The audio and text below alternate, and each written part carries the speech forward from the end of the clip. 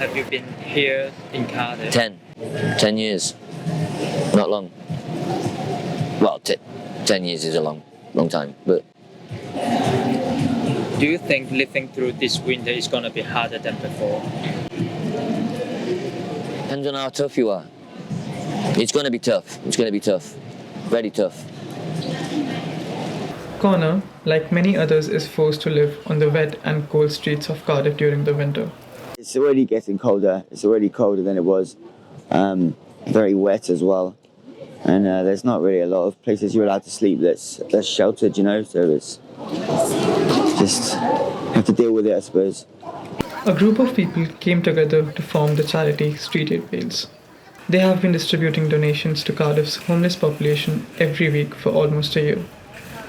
So on the average day, how many homeless people do you see? Each week I'd say probably about 50, 60.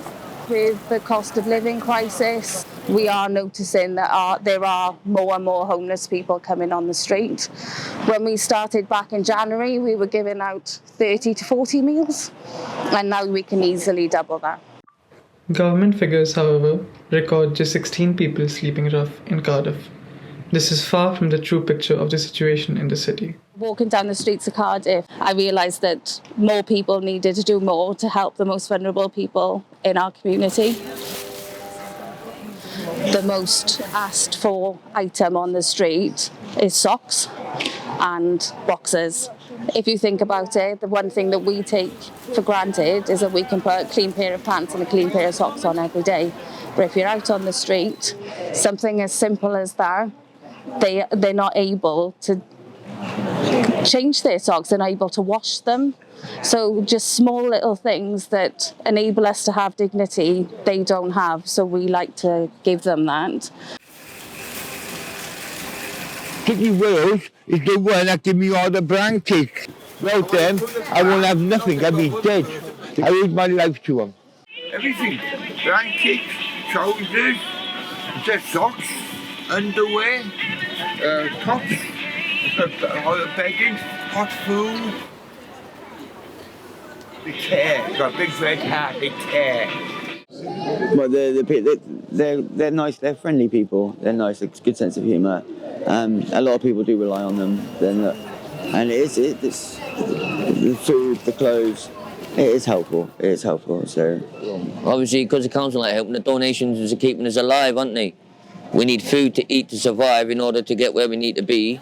So we didn't have them donations, food coming in people, families.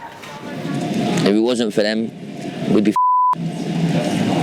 So we usually have 4 trolleys.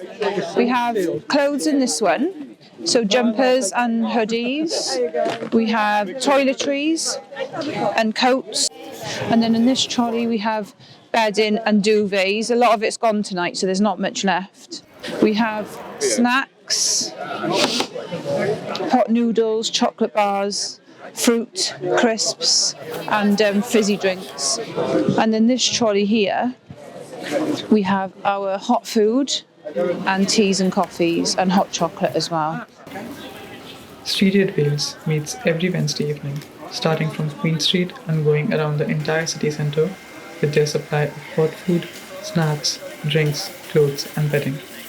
They say that they would like to do it more often, but are being held back by the lack of donations amidst the cost of living crisis. We used to get a lot of food from food banks. Unfortunately, the food banks no longer are getting the donations they used to get from the supermarkets. We're having to fund our own food and do it that way rather than going from donations, which is costing us. So we need to get more donations from the general public. The donations may help the homeless survive this winter, but they are not a long-term solution.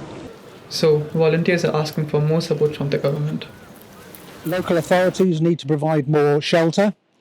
People struggle to get into the shelters because they're full.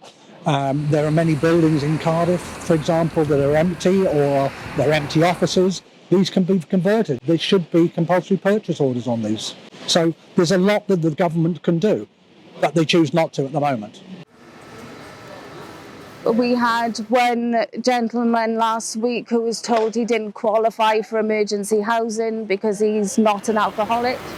and he doesn't rely on drugs. You know, there are gaps in the system, there are gaps in the policies, so I think they need to be looked at and made, housing and the support and the help needs to be made more accessible.